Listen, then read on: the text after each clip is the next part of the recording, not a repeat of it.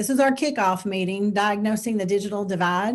You notice it's in partnership with APSRC and the Department of Elementary and Secondary Ed, but most importantly, the great technology leaders that we have on our panel today, as well as joining us. It's a statewide opportunity for us to connect, share, grow, learn, and form solutions together. My name is Melody Morgan, in case some of you don't know me, and I want to thank each of you for joining us today. With me today is Don Benton.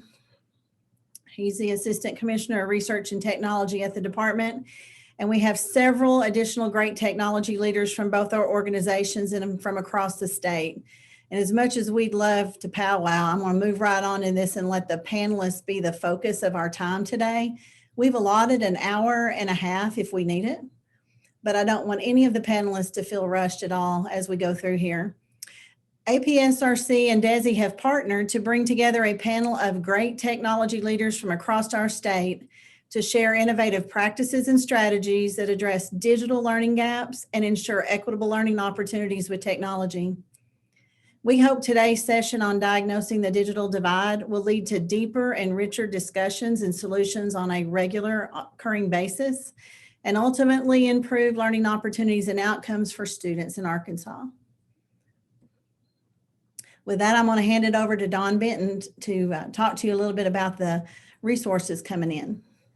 Hey guys, it's so great to see so many familiar faces and people that I've worked with for so many years. And some of you guys have been here for a little while. Some of you have been here longer than others.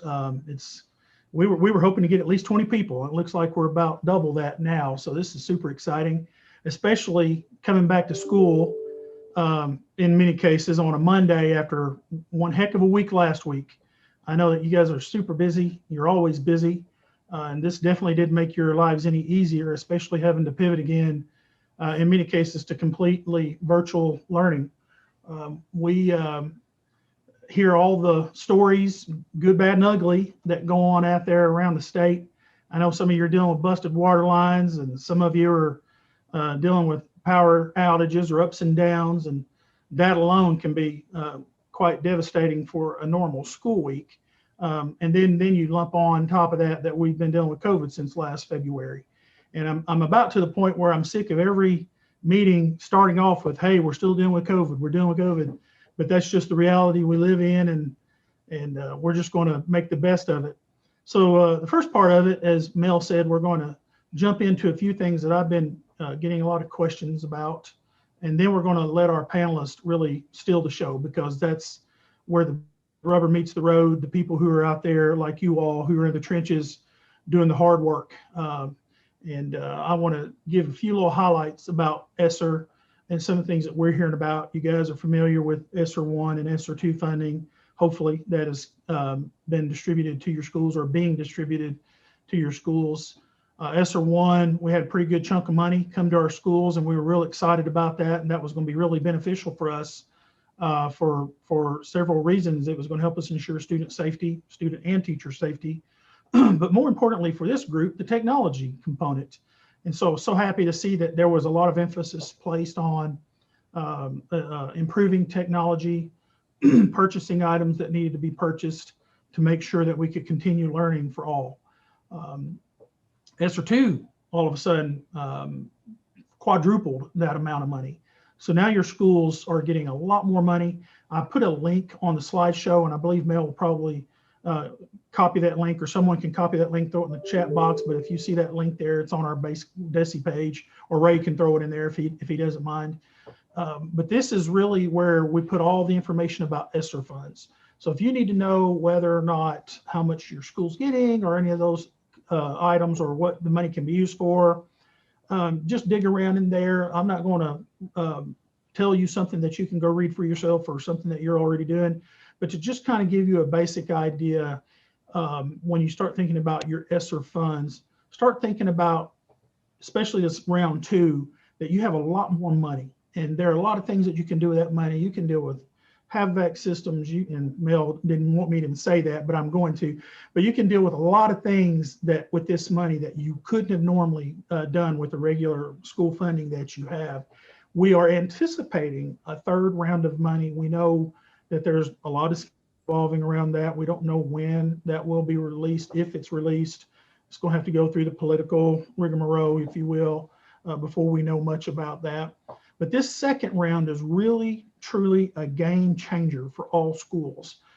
You can do so many things as long as they're around or wrapped around continued education or continuing education, or recapturing lost learning from the past year. So when you're thinking about those funds, I hope that you guys are involved in your strategic planning with your superintendents and your curriculum administrators and your instructional leaders, because you guys see things through a different lens. So if you can inject yourself into those meetings and those conversations, I hope you do it. If you can't and you're kind of on the perimeter, just make sure you're always ready for those discussions, because there will be a lot of discussions around what do we do? We have $200,000. Some cases have $2 million, and an even larger lumps of sum in different schools. So when you're thinking about that, be creative, think long-term, if you will. And then when I look at bullet 2, we think about could purchase versus should purchase. So there's a lot of leeway with the ESSER funds. And when you start thinking about how you can best utilize those funds, I talked to Deb Kaufman, who's our public school accountability person who deals with all of our funds. She says, in order to make sure that, 1, 2, 3, 4, 5 years down the road, that you don't get a flag on some type of audit, is make sure that you're using those funds the best way you can to improve student education or to continue student-teacher learning interactions. So when you think about, well, I have $100,000 and I want to buy X device, think about always, I can purchase it, or should this be something I purchase with it, or are there other things that we really need that can be much more beneficial for all of our learners and all of our teachers. Guys, I know that you've been getting beat up out of the woodwork with different salesmen and sales pitches and the latest, greatest, and the most wonderful technology in the world that can capture all of your lost learning. Research those, please. We want you guys to be aware of the fast talking salesman. We want you to really make them put their research-based evidence in front of you before you start thinking about purchasing some of those things, and go back to that thing where I said earlier, could purchase versus should purchase. But we are getting a lot of phone calls from people over-promising and under-delivering for this past ESSER round, this ESSER 1 round. So I want you to always keep that in the back of your mind when you're dealing with this, especially when you're working with your leadership. Because I can recall many times as a former tech director in a school district that my superintendent or my curriculum people could be talked into something that didn't necessarily work with our existing infrastructure. Ms. Kaufman also wants to warn us about long-term versus short-term purchases. First round of funds, ESSER 1 came out. We just needed to put duct tape on the holes and get things going and doing the best we can to continue education. We know that there were a lot of things that if you really had a little more time to think through, that you could have made probably better decision making had you had the time. But this hit everyone like a storm, and all you were trying to do is just do the best you could. Well, ESSER 2, we get a little bit more time. We don't have to allocate all those funds until September of 2023. So you got a lot more time to really analyze, look at, check all the needs for your schools, for your students, for your teachers, for your continued learning. So really start thinking in terms of long-term versus short-term purchases. And when we think about that in the tech world, I know when you buy something that it's obsolete the day after you buy it, but something that's long-term, short-term versus short-term that's sustainable. And one thing that I warn or caution our superintendents and other administrator leaders on is total cost of ownership. When they buy something, I want them to really think about, will this really work with the current infrastructure that I have?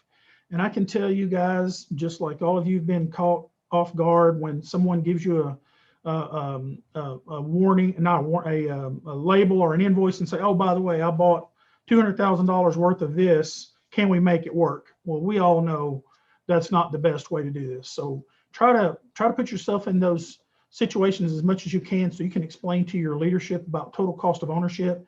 Every time I'm meeting with superintendents or co-op directors or anyone else, at that leadership level, I'm talking to them about this. I'm talking to them about the importance of including you as technology leaders in the schools in that conversation, and also talking to them about when they have maybe a smaller staff or smaller group, to really include their co-op tech people, and also to involve us at the state level whenever they can or whenever they feel like they need help in making some of those decisions. Because the worst thing is to wake up a year from now and thinking, man, I wish I would have spent my couple $100,000 more wisely. Well, you have time. You really have time to think that through. So we hope and pray that everyone heeds this advice and they really dig in and think about, what should I purchase? What could I purchase? Is this going to be long-term, short-term? Do I need to just get something fixed right now? Or is this something that I can look at that might last me 2, 3, 4, 5 years down the road?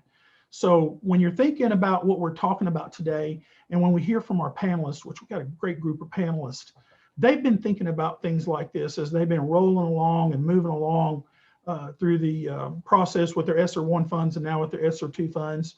We're going to listen to them and let them talk to us about some of their technology innovations, some of their infrastructure issues, some of their devices, maybe replacement cycles.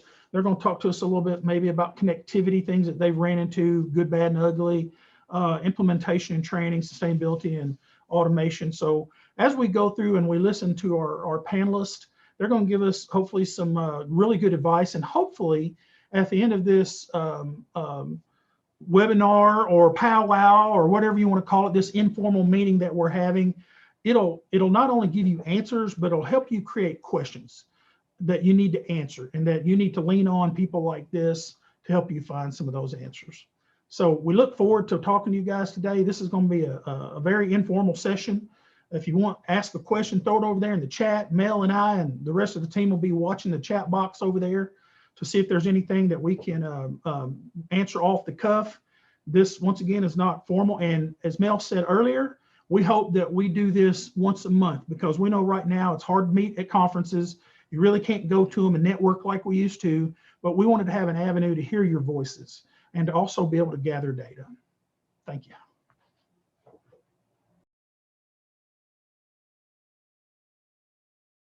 I'm talking with my mic off. I said, thanks, Don. And like Don said, we have the chat box open for you. That was great. So look, this is even better. This is our panelists today. And I kind of took a top-down order here of largest to maybe near smallest, because even though these districts are different in size and scale, they had a lot of the common problems though amongst them. And each one of these technology leaders are going to be able to share out information with us. There's no script, guys. I don't want you to be nervous. This is just like us talking together. This is what was burning in your district. Some light may go off when you hear someone else talk, so there's not a particular order. I do want to introduce everyone. Paul Miller from Springdale School District, Jeff Madlock from Hope. Y'all just wave so people see you. Chris Williams from Blytheville, Lisa Sharp from Crossett, Sean Windsor from Salem, and Chrissy Cross from DIS, Division of Information Systems. So we're all going to take a role here. We put these topics up here, but you don't have to follow in any order, or you don't have to cover them all. You may just want to talk about one. But we tried to give our panelists some discussion topics that we are hearing about, but we realize that they're closer to the field of teaching and learning. They're closer to students and parents. They're closer to the staffing needs. And so with that, we're going to let them have about 5 to 7 minutes each to talk. We'll start with Paul, who's at our largest district in the state of Arkansas. Paul, I believe you're unmuted. I am. How's that? Can everybody hear me? That's great. Okay. So I just wanted to take a few minutes and say just amen to everything that Don said. Like, it's spot on. That's how things need to happen for this. So for me in Springdale, the way I kind of leverage all of this is to, as Don said, be as involved with the leadership team as possible. So that's number one. And the most important thing is just to make sure that you're plugged into what the superintendent wants, what the students need, what the curriculum and instruction team is planning, so that you can be plugged into everything that's going on at the very beginning. And so from a technology standpoint, the way I look at these ESSER funds is just as a reset. You know, it's a huge opportunity that we have as technology leaders to be able to kind of reevaluate how we play the game. You know, so here in Springdale, what we've done is we've taken a look at what we do. We've taken a look at what works. We've taken a look at what doesn't work, and we've tried to standardize things across the board. Because my question before anybody ever purchases anything technology related in the district is, can I purchase it for everybody? So if I can only purchase it for one school, I'm not going to buy it, because that's not fair and equitable for every student in our district. So I want every student to have the same opportunity. And so with these funds, that gives us an opportunity for that. It gives us a chance to be able to plan long-term, to be able to look at what we're currently doing and work out all the kinks and the technology plans that we have out there. And so to start that, what I did is went, okay, how many years do I have to retirement?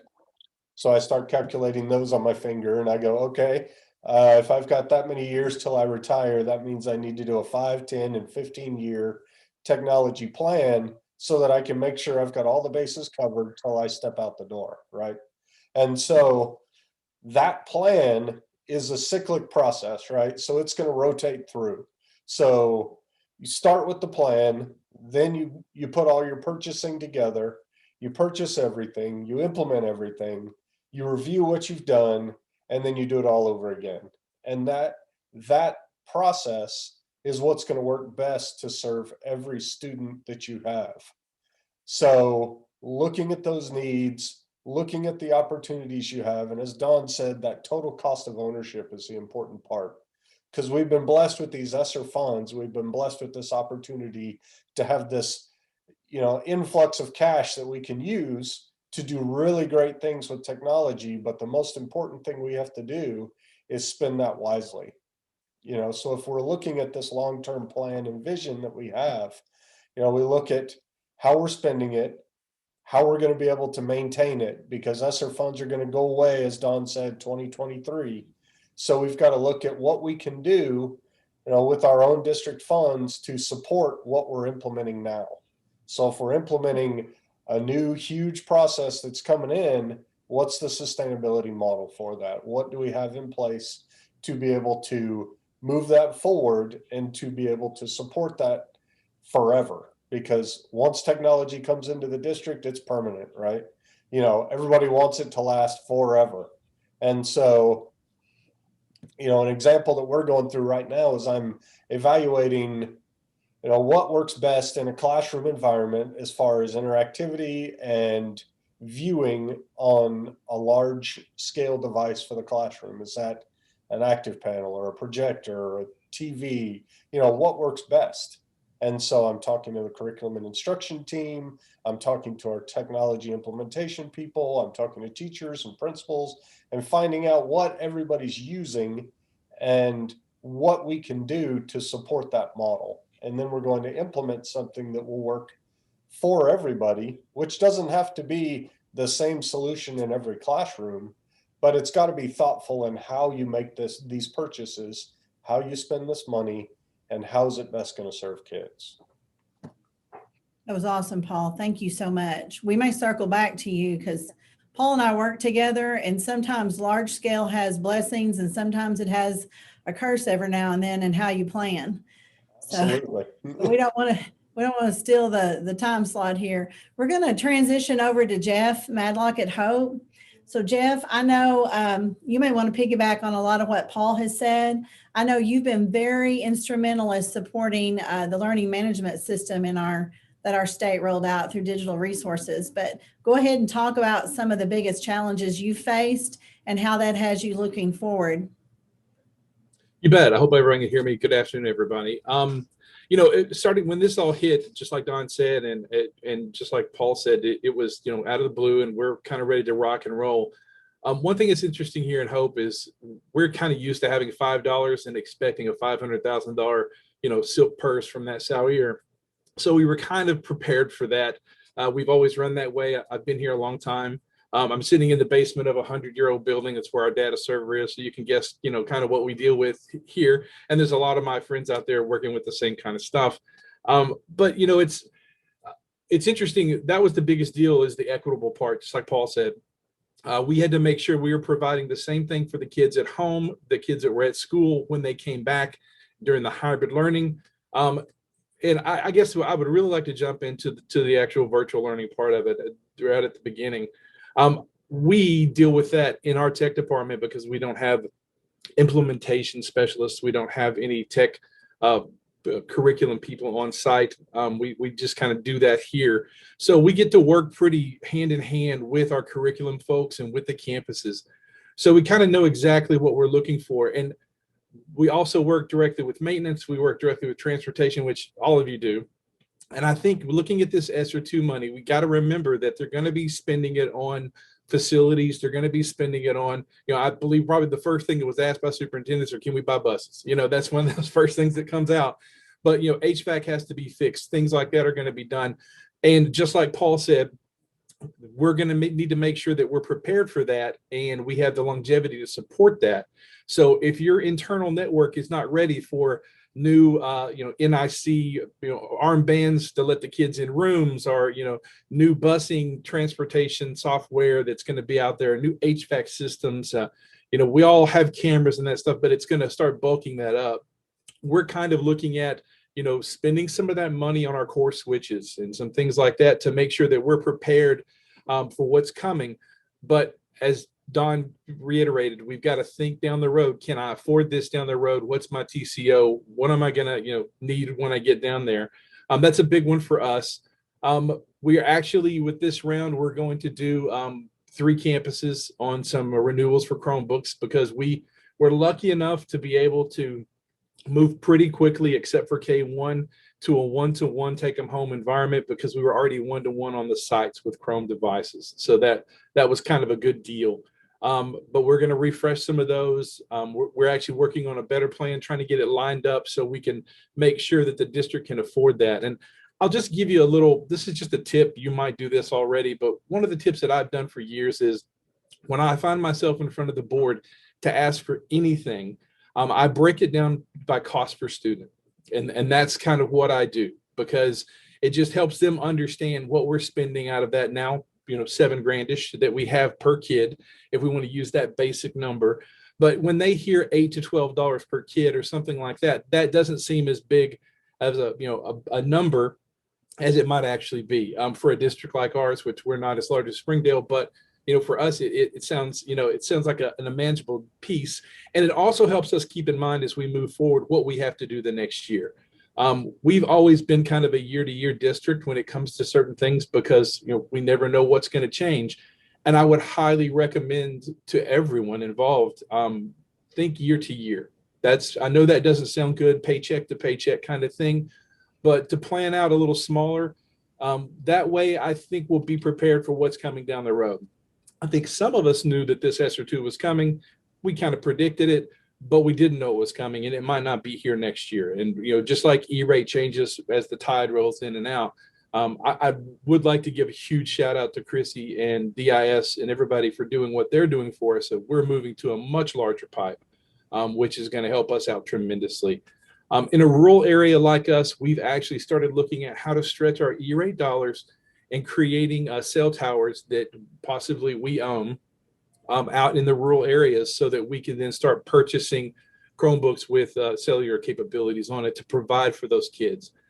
That's the biggest one, is equity and equality, making sure that they all have the same thing. I agree with Paul 110%. We don't buy it if we can't buy it for everybody, because it just doesn't work. Jumping back to curriculum, we use that same, I push that same concept. Don't do anything when we went hybrid in the classroom you can't provide for the kids at home, and vice versa. I asked my teachers as they created their lesson plans and everything, which I ended up reading all of them, it seems like. So when they created their lesson plans to do a thing in music we call poco and poco, little by little. Let's get to where we can get. Read a great article yesterday from London. let's try and not push our kids to think they have to catch up. We need to make them just make sure we're learning and we're moving forward. So that's a big deal. And as technology coordinators, we have that ability to be in on those conversations. So I don't want to take up too much more time, but make sure you're in the room when every department's having that conversation so you know what you need to be a part of. And don't hesitate to reach out to this group. This group of people in this state have saved my hiney more than I can tell you. If you don't know the answer, like Don says, find somebody smarter because they're already out there. I know those folks are there. Thank you. Jeff, thank you so much. That was great. And I appreciate everything that you had to say about supporting short spins. I mean, that's really great information. Paul, thank you as well. We started in Northwest, we went south. Now we're going to pop back up to the Northeast side, and we're going to invite Chris Williams from Blytheville to talk to us a little bit about connectivity and implementation and any other concerns that's been affecting Chris.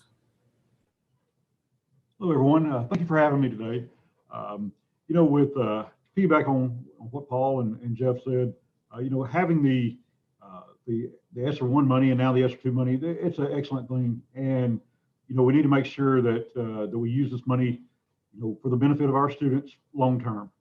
You know, most of y'all know me. I've been around, you know, technology in the state of Arkansas for, you know, 16, 17 years now. And, you know, you kind of have to use the longevity that a lot of us have been around to remember back, you know, what has happened over the last 10, 15 years. One good thing that happened in 2009 was the stimulus money that came out in 2009, the American Reinvestment Act, Recovery and Reinvestment Act. And, you know, my district was fortunate to get quite a bit of funding at that time. And we were able to spend quite a bit of that on technology. And I'm able to look back and see, you know, we still have quite a bit of that technology still in place, even though it's 10, 12 years old. You know, some of that technology lasted for a couple of years and it was old technology at that point. So, you know, moving forward, you know, I want to make sure that, you know, that we use ESSER 2 funds, you know, for things that's going to be around that can impact our students for, you know, for long term. Not just 1 or 2 years, but, you know, hopefully 5, 6, 7 years into the future. And, you know, I know, you know, with one-to-one devices and things like that, especially, you know, in the hands of students day to day, you know, you may not get 6, 7 years out of a Chromebook, but, you know, that's what our replacement cycle is about 5 or 6 years. So with ESSER 2 funds, we will be doing refreshes on our Chromebooks, you know, as time goes on. The other things that that we're looking at possibly doing right now, you know, I've only got myself and 3 tech guys to support you know, all of our students and teachers.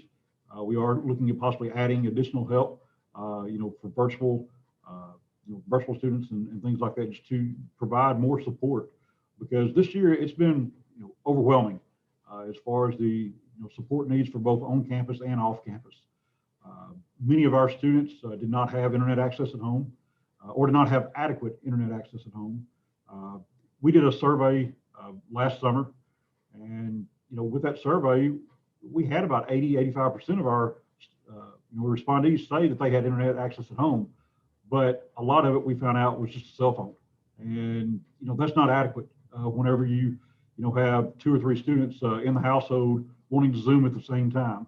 That, you know, a cell phone is just not going to be able to handle it. So we partnered with, you know, with the governor's hotspot initiative. We also partnered with T-Mobile separately and purchased, you know, quite a few hotspots. We've given out many of those to our students, and that's been a huge help. Also with connectivity, you know, look for your other funds as well. You know, the ESSER funds, that's great, but, you know, look at your E-rate funding out there. Of course, the deadline's coming up pretty quick for E-rate funding for this next year, but, you know, make sure that your internal access is good. With all of the one-to-one devices, you have to have a good wireless infrastructure. So use the resources that are available to you. If E-rate's not an option for you, you know, definitely look at possibly using ESSER 2 funds to make those type of purchases.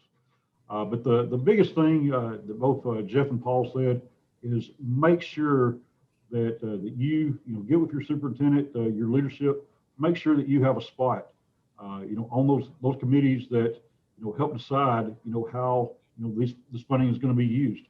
I think in most cases, most people will realize that technology needs to be purchased.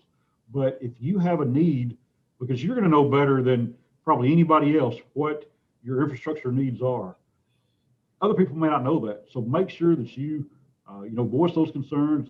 If you don't already have a seat at that table, make sure that you voice your concerns, to help, get the infrastructure you need to provide the support, for your students and teachers.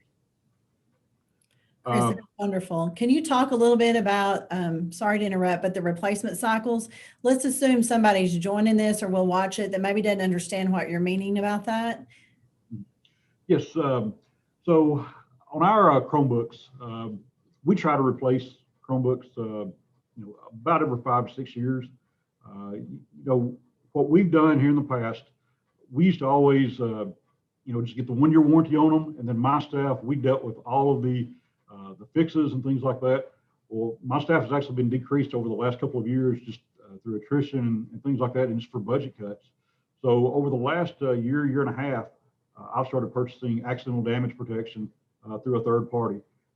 That has been one of the best decisions that we have made. Even though that device may not get fixed in one day, we may have to send it off, and it may take a week or 10 days to get it back. My goodness, the amount of time that is saved, my staff has just been great. So with that said, we purchase, every year we're purchasing a couple of grades worth of Chromebooks, but we try to purchase brand new. We started in 6th grade. We purchased brand new in 6th grade or 7th grade, and then they would use them until, hopefully until they graduated. We would always purchase a few more for 9th grade students, just to replace any ones that were just so damaged or anything like that, where they didn't work, where they needed new ones. But moving that on down, we're purchasing, at kindergarten now. And so, they're going to use those for several years and then wrap them back around to kindergarten again. But about every 5 to 6 years, we plan on replacing Chromebooks. So we'll be spending quite a bit of our ESSER 2 funds to do a refresh on several grades. Thanks, Chris. I think it's real important and I know everybody on this meeting today understands, but it's very important to understand that that's an ongoing expense, the replacement pieces and cycles that has to be budgeted for in order to sustain future changes in technology as well as possible growth in student enrollment. So let's transition now. We went up northeast. Let's go back south again. Let's bring Lisa Sharp in and let Lisa talk to us about what it's been like in rural Arkansas and digital learning this year. Lisa? Yes, thanks for having me today. I'm excited. I've already got a couple of lists of questions for some of our panelists so far. So down in South Arkansas, our first round of monies that we received, we used partially to go to a one-to-one environment for our grades kindergarten through 6th. Our 7th through 12th grade were already one-to-one. So we used some funds to get actual Chromebooks into the hands of our students. That did make that part of it more equitable for our students to be one-to-one. Some of the issues that we had, of course, we got the hot spots, the ones that the state afforded us, and we actually doubled that amount. And we went with Verizon and AT&T. And so the equitable part is the part that I wanted to talk a little bit about as far as our students in rural Arkansas. And in sending kids home with a Chromebook and a hotspot for the first time to parents that maybe were not ready for us to send Chromebooks and a hotspot home with their student, that became kind of monumental. And our staff, our teachers, actually stepped up in a way that I was blown away by to help with this transition for these parents. I would say that they became managers of technology and took a lot of that burden off of my department. We are a 3-person department, And we did have the occasional parent calling. I did go to a parent's house. I'll raise my hand and admit that, who was 2 streets over, a grandparent, and stood on her carport and helped her, assisted her with the hotspot and her 2 grandchildren with a mask on and fully, protected. But the equitable part is something that I'm really unsure as to how to fix. In our area, the hotspots and things do not function in the same way as if they were sitting here on our 500 meg pipe, in a classroom. And parents, although a lot of them have risen to the occasion, some are not able to do for our students what our teachers in on-site learning does. So those are some of the issues that we have here. Our replacement of our devices, we do that every 5 to 6 years, and so we're on a very good schedule for that as far as that goes. We do know that we'll get the next round of ESSER funds, and we will do some more for, masks and hand sanitizer, and we'll have to do some HVAC. And maybe some food security with that, because as well as, being in the rural setting, you have to worry about that food security for our students. And so it's definitely been an interesting year. Lisa, tell me, and I'm putting you on the spot, what percentage of your students did not have connectivity on their own and needed hotspots? It wasn't as bad as we thought. I want to say it was 60-40 maybe, 60% had, which was, it wasn't as bad as we first imagined. Some even went out after the fact and purchased their own plans, and, because there were so many good deals going on from providers because of COVID. And so they went out and did their own. We had 160 devices, I think, available for checkout, and all of those are checked out. But, also our amount that went home to stay for remote learning, it seemed as though they went home to stay and then they came back. So that's kind of been a revolving statistic.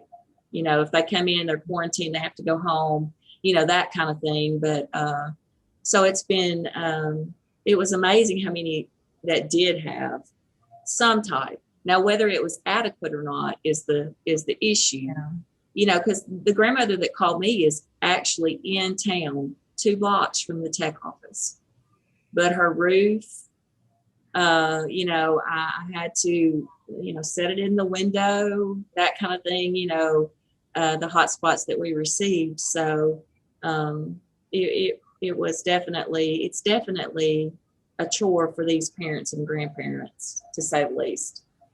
I think, Lisa, we saw quite a bit of that. We've had a lot of calls where we have the non-traditional parent taking care of the child that's in a remote setting who may not have the skill set to even know what to do with the technology when it's given. So I never heard back from that grandparent after her. I think it really meant a lot to her just to have someone show her. She was very well capable, just not understanding the technology itself. Mm-hmm. But so that worked out well. But our teachers really have risen to the occasion. So we have spent some money in training for them to get them up to speed, to be able to handle, to be able to be the managers of the technology. And it has taken, like I say, a very big load off of our department. We've seen a lot of teachers this year grow in the moment with their students and their families like I've never dreamed. I've watched them, like you say so well, rise to the occasion. But hats off to our teachers this year. They realize they're all tech coordinators, and classroom management has a whole different meaning than when I did it a few years back. Exactly. In school. It looks a lot different managing that classroom and engaging those learners now when you're not looking at them. Lisa, And I will say, I know you were talking about ERA funds. One of the guys before me, I was sitting here racking my brain trying to go back. That's the year I was hired to manage the ERA funds and kind of bring up to speed our district buildings, our school buildings. And we still have some of that technology. I think we've put smart boards in every classroom. We still have some of those that were purchased with ERA funds. So I possibly would like to see some of that updated. The main issue I think right now is to get kids back, some of the kids that don't have support back into the classroom. I don't see any other way. Those that are, slipping by the wayside are the ones that we I know we need to be equitable, but we also need to save those students. Thank you so much, Lisa. We're going to pop up now to Salem and let Sean share with us what it's been like at Salem, which is also a rural community in North Arkansas. Thanks, Melody. Actually, what you said there about the teachers leads into what I wanted to talk about pretty well. I wanted to focus on like implementation and training, specifically to stuff like LMS and just learning how to teach these kids online, because I don't believe that we have a traditional teacher in any of our buildings that signed up to do what they did this year. And I think it's our job to help them get through it and get comfortable with it. We did not use the Lincoln Learning solution that was offered by the state. So some of the stuff I'm going to talk about is probably going to lean more to the people who didn't use that. We went with Canvas, and we've been using Canvas for 7 years before this happened. But I wanted to stress to people to get those teachers training, because if you weren't ready for it this year, they did not get enough training for what they had to do and try to get their entire curriculum online in an LMS. Get them training and give them the time to do it. Try to come up with creative ways to use this ESSER money to pay them to give them the time to do it. Stuff like that. Something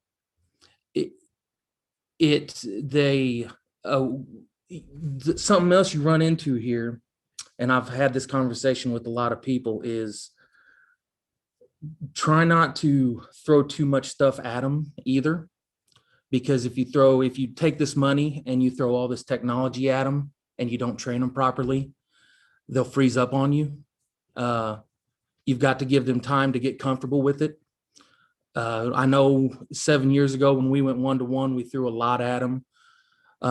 Like Lisa, we did touch screens, the touch boards in the rooms with ARA money. And then we bought all the Chromebooks, and they were overwhelmed for a while with it. So try to take it easy on them, with that as well. I really didn't prepare a whole lot to say. I got to be honest. That was the main thing I wanted to talk about. But we're in the same boat, like Chris talked about. I do a internet survey every year. Every year I was getting back results that said 85% of people had internet at home.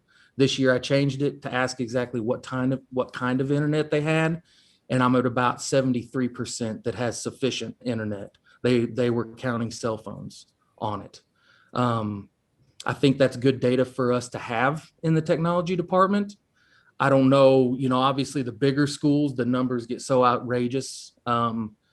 But at least for us rural schools that are a lot smaller, that can handle that many pieces of paper to count, and where, like Lisa, the hotspots for us just didn't work everywhere.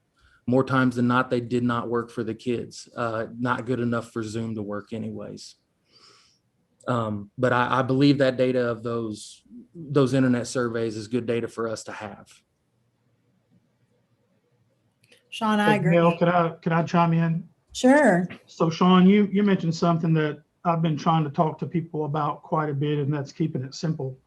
And Yes. we have put a huge amount of work on our teachers. I remember transitioning a university setting from a face-to-face to a fully online degree programs. It took us 2 to 3 years to have those programs transition successfully. And we ask our teachers and our schools and our parents and our students to do it in a matter of weeks or months, if you will. Some schools were way further behind than other schools with one-to-one and all those initiatives. I really appreciate what you said about keeping it simple and not just completely bombarding our teachers and our parents and our families in general with new technology, when sometimes you don't need all the fancy bells and whistles. Sometimes you just need the basics just to continue learning. So I appreciate that you said that. And I also appreciate that you said we need more time and professional development opportunities for these teachers, not just a one shot, sit down and get it and you're ready to go fly. You need to, this is a continuous process. Plan, do, check, plan, do, check, plan, do, check. And so when you look at a continuous cycle of inquiry, we realize that our teachers are going to continue to need more and more resources. One of the things I love about what APSRC does with their rollout of Lincoln Learning and Buzz is they're continually training people. They're open every week, several times a week, with training opportunities. And I think some of the co-ops are trying to take on as much as that as they can. And then you guys are doing your part well. So that was one thing that really stood out to me. Yeah, we had Canvas here for 7 years when we went one-to-one, and I still did 6 weeks of Canvas training with my teachers this past summer. I did a week with every teacher. We split them up into 6 groups. Just to prove the point that you can't train them enough on that, because I believe in some way, shape, or form, no matter what decisions each district makes for next year with what they offer for online learning, I believe online learning and LMSs are in the classroom to stay, even if it's in the physical classroom.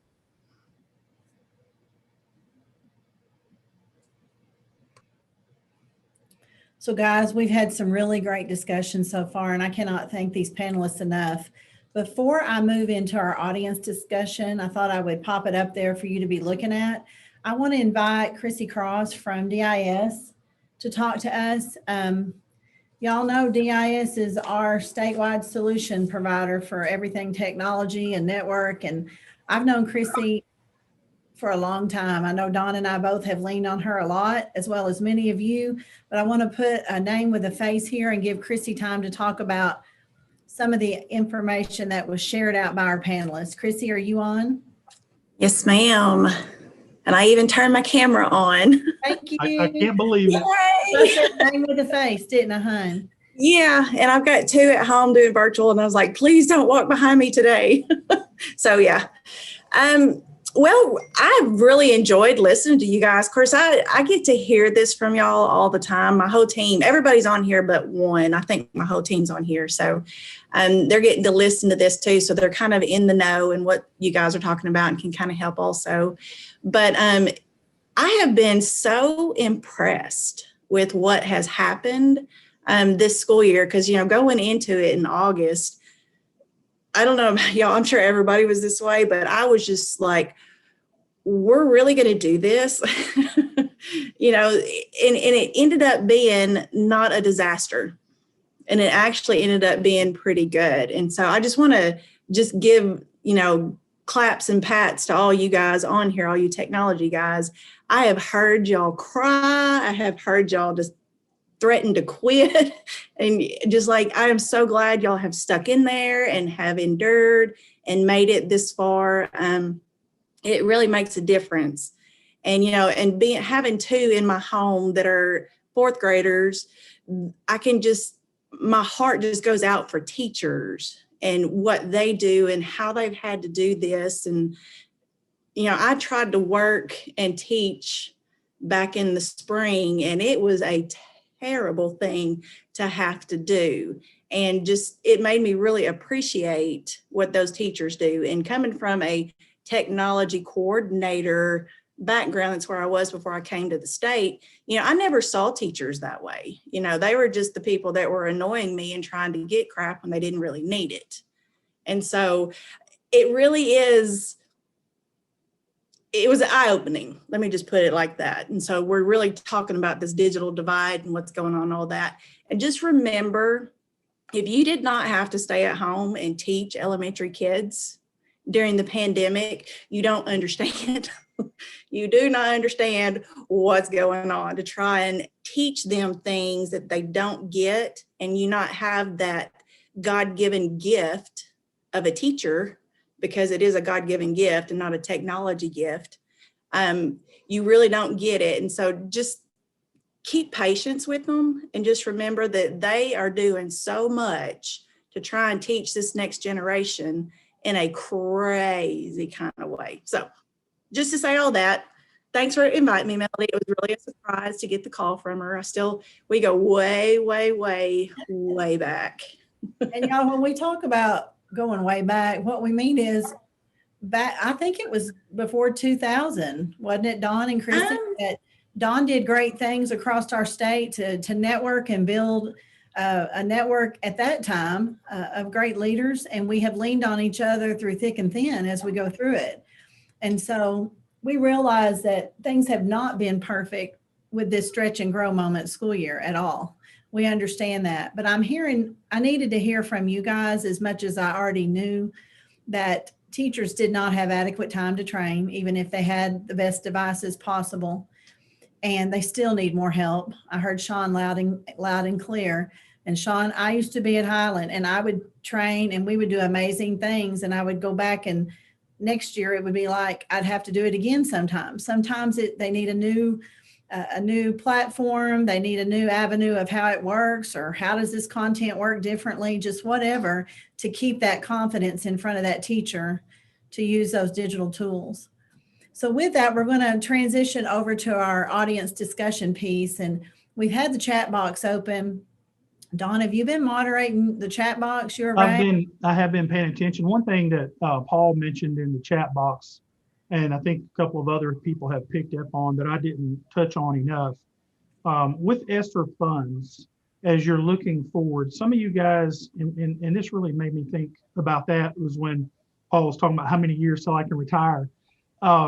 When you think about that, make sure that whatever you purchase with ESSER funds that you're documenting properly, because you may not be the person there 3, 4, 5, 6, 7 years down the road if the feds do decide to come back and question that. And you guys have all been in that boat before where your predecessor made a decision and you don't know why they made it. Fortunately, you didn't have to get audited by that, but the feds may do that. We don't know to what degree. Deb Kaufman always warns us, over document to make sure that you've got the bases covered in case that person who comes in behind you needs to have that documentation. So one thing we're really, really encouraging folks is to document. Make sure that if you purchase a device or a series of devices or software or an application, in your mind, it makes sense why you bought it at that time. But even 2, 3 years down the road, you may think, why did we buy that? Or what were we thinking when we bought that? Make sure you have that documentation somewhere, kind of like what we do with E-rate, because you just never know when they're going to come back. And as I'm looking through some of the good conversation going on over here, Chrissy hit the nail on the head too. Our teachers have worked really, really hard. They are doing some things that are amazing and almost miraculous. But I'll sit down on a CDC U.S. Department of Ed webinar last Friday, and I think Melody, some of your team may have as well. And they were talking about how to reopen schools, and it made me chuckle thinking that we've been doing this, guys, for 7 months. We've not waited and belabored and delayed and done all that. We did it. We went in feet first, jumped into the fire. All the tech people who are on this group, you have been supporting above and beyond in a phenomenal way that is hard to comprehend. When I talk to CIOs of other states and they're still talking about how to reopen schools, I'm like, you just do it. You reopen it and you figure it out and you work together. And I look at all the collaboration that goes in this group on sysadmin and all the other panels and all the other discussions we have. We do so well at these things that are seemingly so ginormous and insurmountable because we talk and because we collaborate and because we share and because APSRC and DESE and all the tech coordinators in the state and DIS, because we all talk and work together is the reason we're successful. And I can't give enough high fives and pats on the backs and hugs to all you guys out there who've been in the trenches, shared tears, just felt like giving up, as some have in our profession, but you persevered. And when we look at what we've done in this 6 or 7 months, just getting the school started, and 80% of our kids are face-to-face, guys. That is phenomenal. And we have whole states that refuse to go back to school because they just don't think they can do it. And we're showing them, yes, you can do it. And social emotional, far more important for our kids to be in school, to be with each other. And in spite of the potential dangers out there, if we do this carefully and we're smart about it, we can do this with minimal hardship. And you guys are proof of that. So Mel, I had to get on my soapbox there for a little while. So I'm kind of creeping on the chat here. And so I'm seeing what Kevin said, and I want to agree. You know, there were times where we had big demand and not enough resources, as Kevin points out. So we had a supply and demand issue, but now we got a demand and supply issue. And so that is something to think about right now. Some planning, a little lead time on if you're thinking about securing some resources, right, Dawn? And Chrissy, it may be that you may have a plan and you may not be able to get it. It may be some bottlenecking going on with some technology and devices right now, as with everything. Do y'all want to talk about that? I'll jump in on that, Melody. So we placed an order for Chromebooks in August, and we're just starting to get them today. So yes, long-term planning is definitely valuable, but you know, on that same vein, I think that we need to make sure that our planning is not centered so much around the tools or the things as it is around the learning practice. And so I say that to say that, yes, we're in the business of technology, but all the technology that we're implementing, if it's not infrastructure specific, it's just toys, right? So it's the new thing that we're implementing for the teachers to do their teaching today. So, you know, there's lots of different ways to do that and lots of different tools available.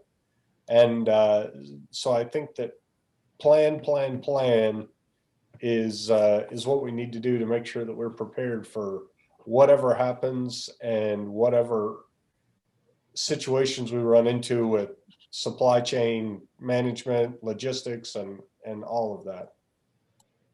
Yeah, we've just had a luxury for years before this to be able to get what we need. And I just wanted y'all to think through. I'm sure that was an issue.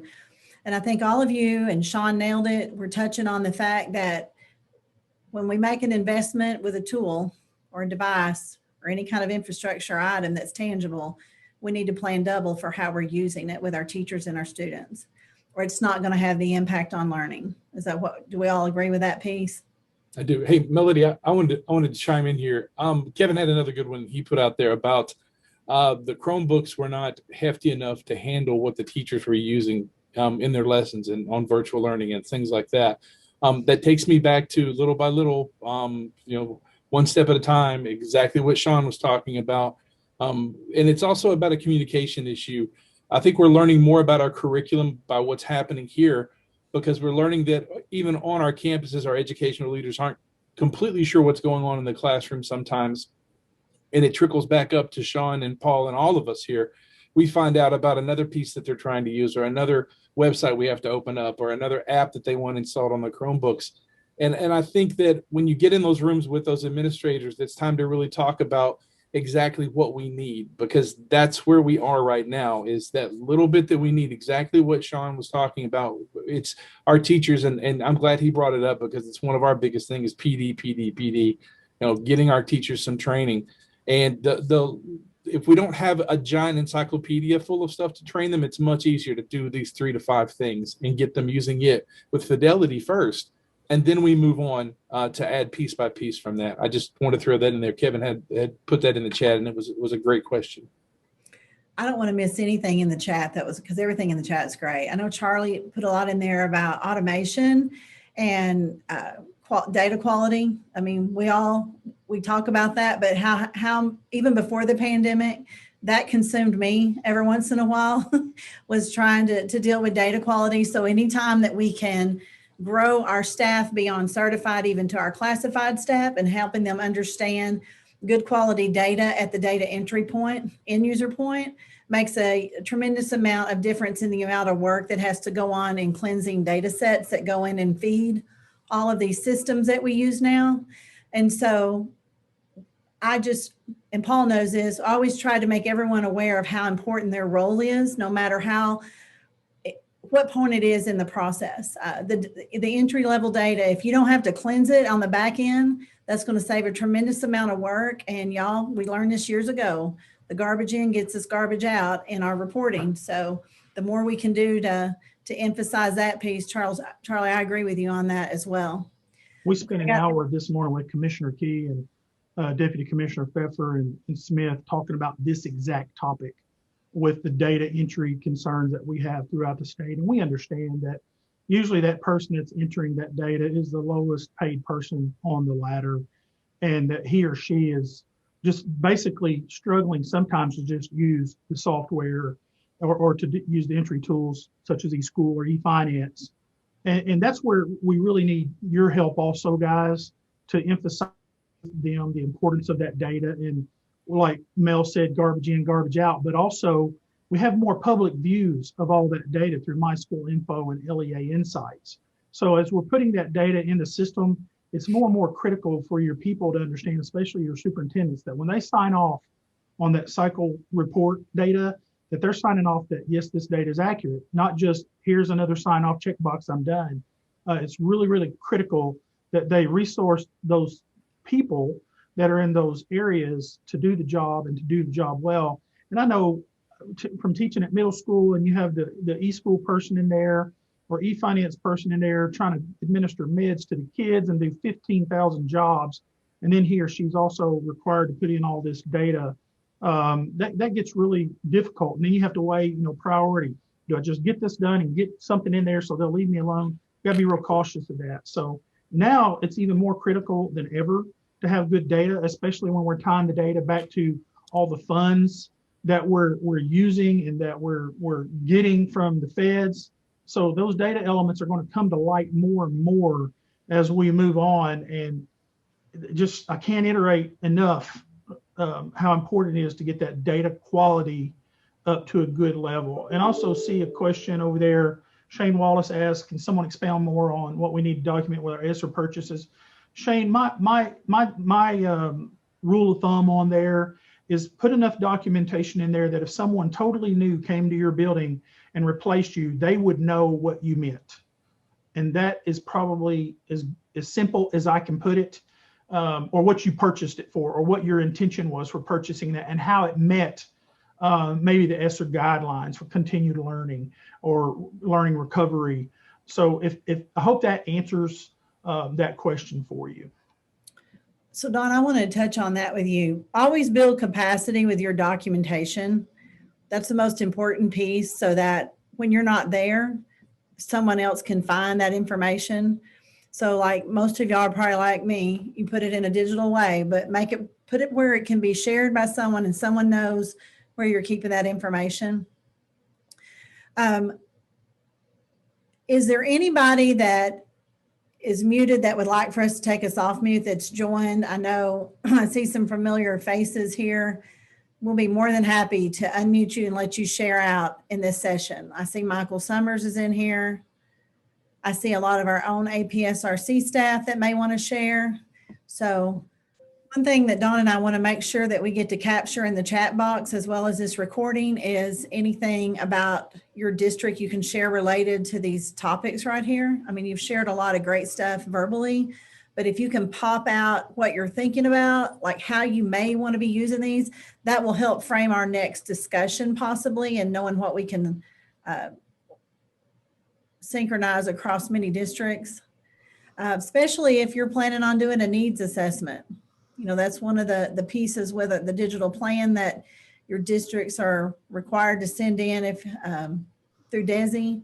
So share out information. If you've got a tool that you want to share, you can let me know in the chat box that you'll follow up with that. That'd be great. That's one of the things we've always done is share a lot of resources with each other instead of recreating it 100 times. So look for that.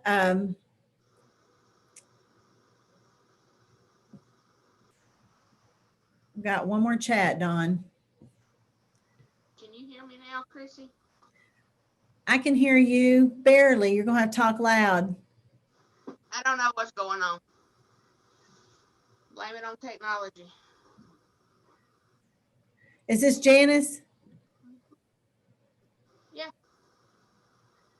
Can you hear We me? can hear you. Okay. So how are you guys handling this issue with, you know, teachers are all over the place? You know, I understand they didn't get trained, but you know, honestly, neither did we.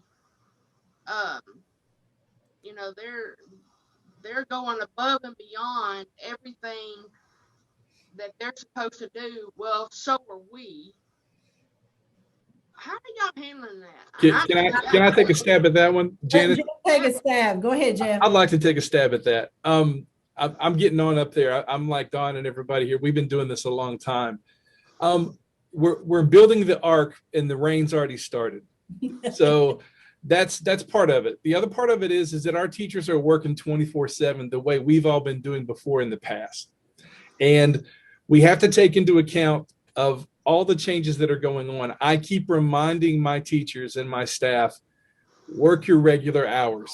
Well, but they're taking phone calls, they're taking calls from parents, they're online with parents, they're reading emails. They're as up and worried about this as we are, and they're trying to figure out how to best serve personalized learning all of their students the best they can. And I hear it. Trust me. We've everyone on this call. I bet Christy could probably even top us all with some of it. But everyone on this call has been in that same position. And the best thing I can tell you to do is to really help your staff and your administration understand the emotional, the physical, everything that's going on. These parents, these teachers have kids too. These teachers have folks at home. And the best thing we can do is try to keep everybody from trying to claw through the walls of this ark, because we're trying to keep the water level from coming over the sides.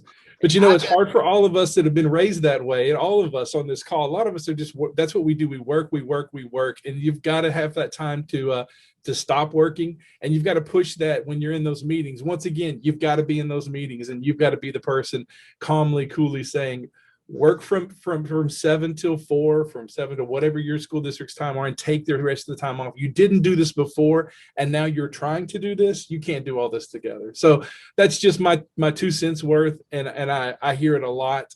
But just for you and the rest of them, that's what I've been trying to really push here is stay calm, don't freak out. But we're a smaller school, but I don't, because you know we're way out in the boondocks, so you know we don't have the internet. We don't have all that. Most of our teachers don't have internet at home, so they're not even able to do the stuff they need to do at home. So, Ms. Janice, we hear you. Sometimes you have to. Can you hear me, Janice? Sometimes you have to help them regroup and help them focus on less and not more. Because this year I feel like things have come at teachers from every direction, just like us. So just try to refocus. It's not going to be perfect, but try to refocus on what are the 3 biggest things that I can do for you right now to make the biggest difference. And often, you know what we find out it's not the technology piece, it's communication. That's often the biggest missing piece that makes us all run circles on a daily basis. So anybody else want to share out some information before we wrap it up? Can I say a little bit on that, Melody? Sure. So Janice, what I would do is, what I've seen work is help to broaden their focus, because what you've got is one teacher in one classroom who's like, you know, they're head down, moving forward, charging as hard as they can, trying to get everything done that they can do. And when I help people kind of take a breath and focus on the fact that they're not the only teacher in the school district, and they may not be the only building in the school district, and they know that, you know, they're trying to teach student X at home who's also got 3 brothers or 2 sisters at home, and they're all trying to learn at the same time, and it just becomes a nightmare, which I'm sure Chrissy can speak to. But if you can have them limit what they're trying to do and focus on the core and what's most important, and making sure that primary basic needs are met and some education is happening, I think that's the best we can hope for. You know, Travis says something here in the chat box that's so true, y'all. And this is bigger than skill. Teachers fear failing with technology more than they fear technology itself. And so I think we need to put things in place between now and the end of the year and between now and the next school year to ensure that we help overcome some of that fear.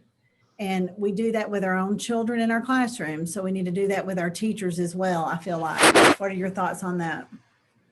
I want to jump in here because I know Janice and, you know, my team deals with this like daily. We deal with teachers and we deal with administrators. We deal with technology, and we've not had to deal with students. So we've not like gone to that level. But when you're in a situation that just really is stressful, and for lack of better words, it sucks, sometimes you just need somebody to listen and say, that's all right, calm down, take a breath, let's look at this again. And my team has done that all year for people. That's what I was saying earlier. We've done this for the technology people around the state of Arkansas for the last 9 months. We cry with you, we pat you on the back, we laugh with you.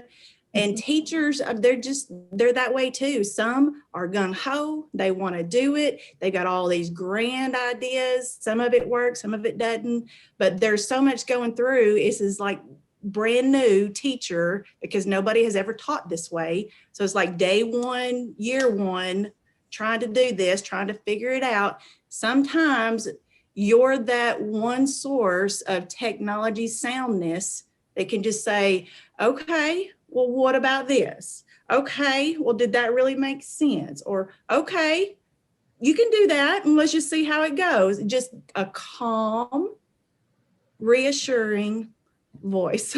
We get calls all night. We're a 24/7 call. People call us all night, during the day, I mean, all the time. And sometimes it literally is, and you will hear a lot of people say this about my team when you're on the phone with them, it automatically fixes itself just because you got us on the phone. We calm you down and you have the ability to look at things rationally when you get calmed down and not in a frantic. So yeah, I get. Guys, we're the unsung heroes. That's all there is to say about what we do behind the scenes, behind the screens.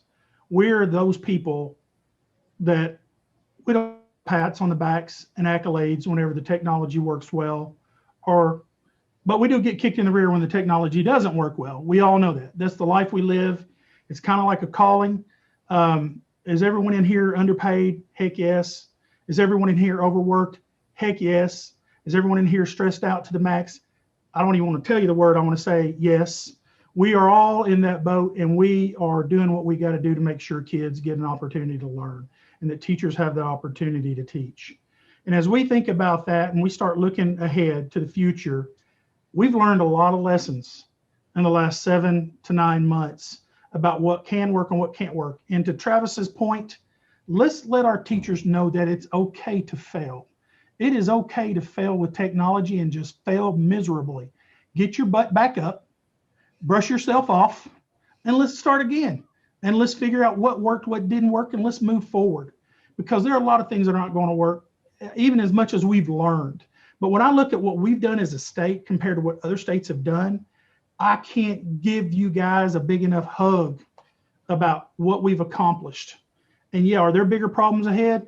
You betcha. There are going to be some bigger problems. We don't know what next month is going to look like, or the next month, or even this fall. I mean, when we look at, we may be wearing masks till 2022. Who knows?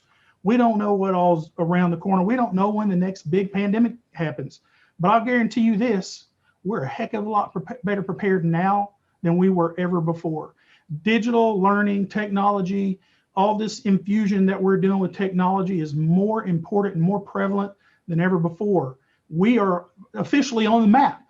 Your administrators and state level leaders and governor's office and legislators are looking at how important technology is, not just for the school, but for the family at home, that last mile down that dirt road for that kid to have some type of access, whether it's synchronous, asynchronous, whatever. So we know that we are all those unsung heroes behind the screens doing the work, making it happen. We give each other the hugs and kisses that we need, and we take care of our group. And that's one of the reasons Mel and I got together and said, we got to have a place. We've got to have a place to not only just talk, but to vent. Janice, you needed to vent, and I hope you feel better. I hope you got a bunch of virtual hugs as a result of this. And that's just what's cool about this group of people, that we do that for one another. We do. Chrissy will take my call 24/7 and listen to me gripe and cuss and rant. And then I get off the phone and I'm smiling to the next person, tell them how great they are. And that's what we do for each other, guys. And to see that kind of, that just family relationship we have, and the next time we can actually be face to face and physically be in a room and feel that synergy and all that energy come back, it gives us that lift. Well, we don't have that right now. We can't have that right now. So we got to find some other avenue. What better than for us to have something like this? And so in closing for me, and I'll let Mel wrap it up, I can't tell you guys how much I appreciate how many of you were able to come in on Monday afternoon after a crazy snow week and dedicate an hour and a half of your time to listen to us share practices, good, bad, the ugly, and get up tomorrow and we're going to do it again. I love it. Dawn, do you see the chat box? Meeting tomorrow, same time, same place. What we're looking at is a monthly thing. If we can possibly sustain that for you guys going forward, as long as there's benefit, we're going to have a more structured approach. I think it'll be very informal with our group, but we're going to try to actually help you move work forward if we possibly can, and keep it very focused for you. Dawn, you want to add anything to that? Maybe like a Tuesday Tech Day once a month or something like that? We're just going to continue this diagnosing the digital divide as long as you guys want us to do it. And if once a month is good, or if you need it more than that, or if you guys just need to say, hey, we need a chance to powwow, you let us know. Mel and I'll make it happen. We have partners in here that are team members that'll help you make it happen, because we know we need to have this collaboration more frequently. I learned a ton today. I mean, I thought I knew it, but you know, when you're removed from the classroom, when you're removed from the teaching role, you're removed from a lot. And so it means so much to be able to hear from you guys that have actually lived through it this year. That's the authentic pieces that you bring to this setting. And so we're going to share this recording now. We'll put it on our site. Don, he'll tell you where you're going to put it on yours, Don. And yeah, Ray will have that taken care of. He'll put it on our technology resources or TI and our page. I think going forward, we'll try to keep it our group. There's no sense in it getting too big where we can't make it the way it is today. But we'll have a follow-up to this. Let us process together, look through our chat, all the great information. If you think of anything else, don't hesitate to shoot Don or I an email, or anybody else in our organizations that work with us. We appreciate your time. We want you to know you're not alone, and we're out here to help you. We may not have an answer at the moment, but we'll do our best to find you answers and always make you feel supported in this as we go forward. Thank y'all so very much. We appreciate you guys more than you know.